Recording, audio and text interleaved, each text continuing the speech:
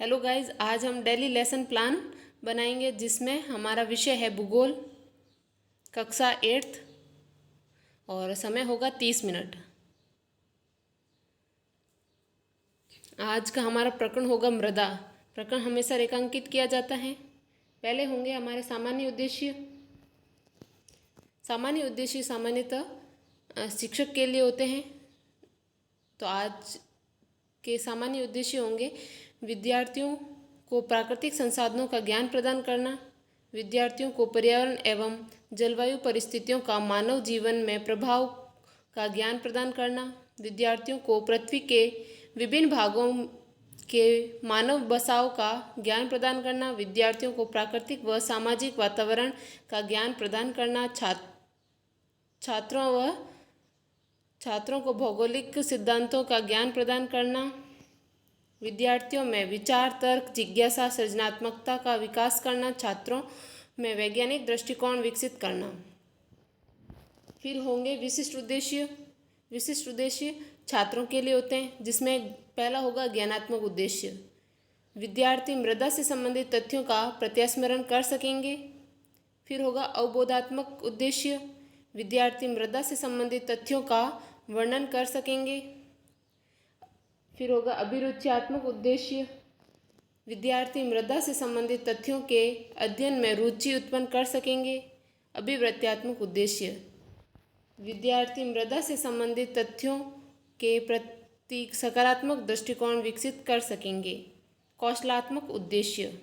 विद्यार्थी मृदा से संबंधित तथ्यों को चार्ट, मॉडल, मानचित्र के माध्यम से समझने का कौशल विकसित कर सकेंगे। शिक्षण विधि, कथन विधि और प्रश्नोत्तर विधि। शिक्षण सहायक सामग्री। दैनिक शिक्षण सहायक सामग्री में श्यामपट्ट, खड़िया और जार्डन। फिर होंगे शिक्षण बिंदु। शिक्षण बिंदु हम जिस दिन जिस लेसन को पढ़ाते हैं उसमें से जो हम पैराग्राफ लेते हैं, उस पैराग्राफ में से छोटे छोटे बिंदु निकाले जाते हैं। इन शिक्षण बिंदुओं को निकालने का मुख्य उद्देश्य होता है छात्रों को पाठ को छोटे छोटे भागों में बांटकर उन्हें अच्छे तरीके से समझाना। तो आज के हमारे शिक्षण बिंदु होंगे मृदा निर्माण, प्रभावित करने वाले कारक, मृदा निम्नीकरण, मृदा संरक्षण के उपाय। फिर होगा नेक्स्ट स्टेप होगा पूर्व ज्ञान। विद्यार्थी मृदा के बारे में सामान्य जानकारी रखते हैं। उसके पश्चात होंगे प्रस्तावना प्रश्न। प्रस्तावना प्रश्नों की संख्या 3 से 4 होती है तथा प्रस्तावना प्रश्न जिस कक्षा का हम लेसन बना रहे हैं उस कक्षा के स्टूडेंट्स के मानसिक स्तर के अनुसार तथा उनकी योग्यता के अनुसार उनके दैनिक जीवन से संबंधित वस्तुओं पर हम प्रस्तावना प्रश्न बनाते हैं। तो हमारा पहला प्रस्तावना प्रश्न होगा भारत की अधिकांश जनसंख्या किस पर निर्भर है।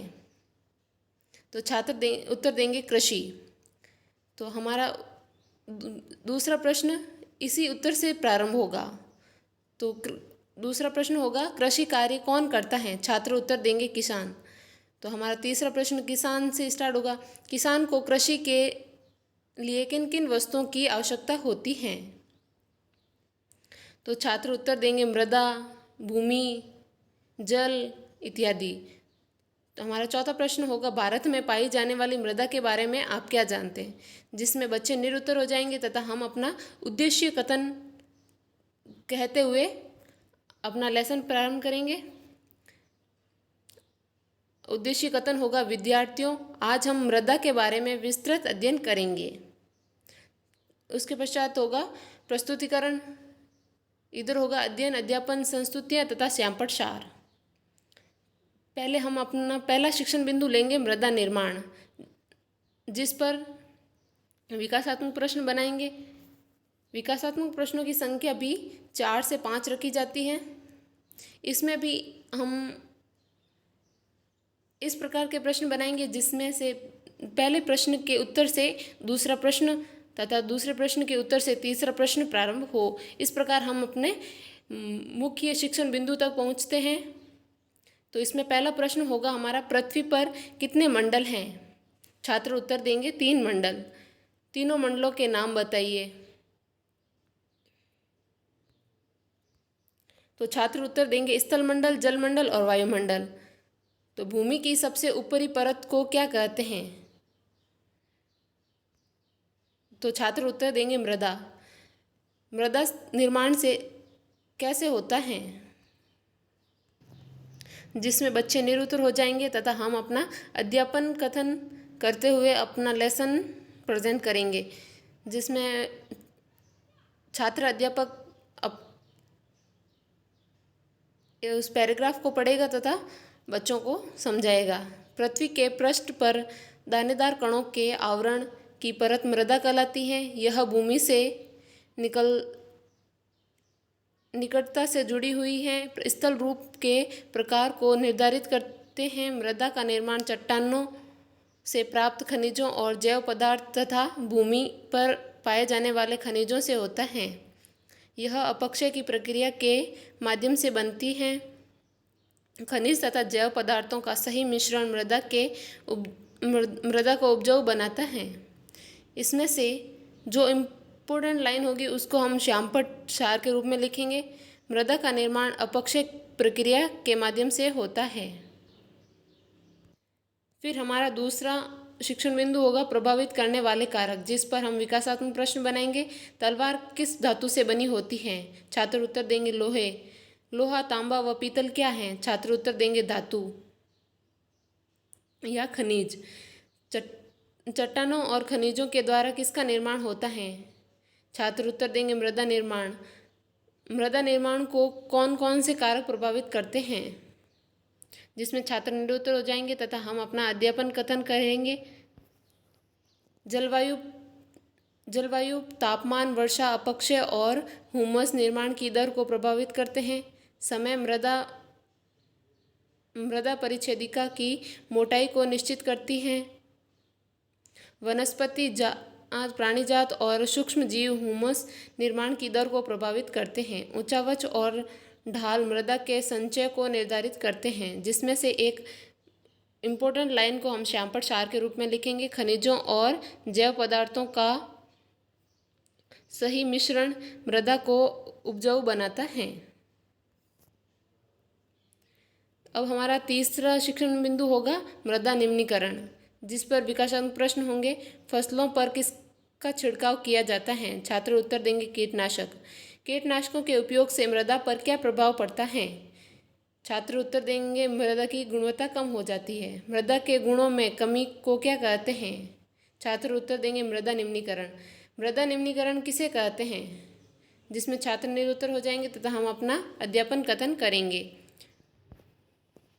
मृदा अपरदन और क्षीणता मृदा संसाधन के लिए 2 प्रमुख खतरे हैं। मानवीय और प्राकृतिक दोनों ही कारणों से मृदा का निम्नीकरण हो रहा है। मृदा निम्नीकरण में सहायक कारक वनोन्मूलन, अतिचारण, रासायनिक उर्वरकों और कीटनाशकों का अत्यधिक उपयोग इत्यादि। जिसमें श्यामपट्ट सार होगा मानव अपने स्वार्थवश वनों की अंधाधुंध कटाई कर रहा है, जिससे मृदा अपरदन का खतरा बढ़ता जा रहा है। अब हमारा चौथा विकास शिक्षण बिंदु होगा मृदा संरक्षण के उपाय, जिस पर विकासात्मक प्रश्न होंगे। वायुमंडल में किस गैस की मात्रा 21% है? छात्र उत्तर देंगे ऑक्सीजन। वायुमंडल में ऑक्सीजन की मात्रा कैसे बढ़ाई जा सकती है? छात्र उत्तर देंगे वृक्षारोपण के द्वारा। वृक्षारोपण किस लिए किया जाता है? छात्र उत्तर देंगे मृदा संरक्षण के लिए। मृदा संरक्षण के अन्य उपाय कौन कौन से हैं? जिसमें छात्र निरुत्तर हो जाएंगे तथा हम अपना अध्यापन कथन करते हुए आगे बढ़ेंगे। मल्च बनाना, पौधों के बीच अनावृत भूमि जैव पदार्थ जैसे प्रवाल से ढक दी जाती है। इससे मृदा की आर्द्रता रुकी रहती है। वेदिका फार्म, समोच्च रेखीय जुताई, रक्षक मेखला, समोच्च रेखीय रोधिकाएँ, चट्टान बांध, बीज की फसल उगाना इत्यादि क्रियाओं से मृदा संरक्षण संभव है। फिर होगा श्यामप्रसार, भूस्खलन एवं बाढ़ भी मृदा के क्षय होने में महत्वपूर्ण भूमिका अदा करता है। फिर होंगे पुनरावृत्ति प्रश्न। पुनरावृत्ति प्रश्न जो हमने श्यामप्रसार लिखा है उसी से बनाएंगे। जब हम कक्षा में पुनरावृत्ति प्रश्न पूछते हैं उस समय हम श्यामपट कार्य को साफ कर देंगे तथा अपने पुनरावृत्ति प्रश्न पूछेंगे, जिससे बच्चों का मूल्यांकन होता है तथा बच्चों ने उस लेसन को कितना समझा है इसकी हमें जानकारी हो जाती है। तो हमारा पहला पुनरावृत्ति प्रश्न होगा, मृदा का निर्माण किस क्रिया द्वारा होता है। फिर होगा, मृदा निर्माण को प्रभावित करने वाले कारक कौन कौन से हैं। मृदा निम्नीकरण किन 2 कारणों से होता है। मृदा संरक्षण के 2 उपाय बताइए। फिर शिक्षक गृह कार्य देकर इस लेसन को समाप्त करेगा और आज का गृह कार्य होगा, कीटनाशकों का उपयोग किसमें किया जाता है। इस लेसन का PDF आपको मेरे टेलीग्राम चैनल पर मिल जाएगा, जिसका लिंक मैं डिस्क्रिप्शन में दे दूँगी। Please like and share and subscribe my channel and press the bell icon.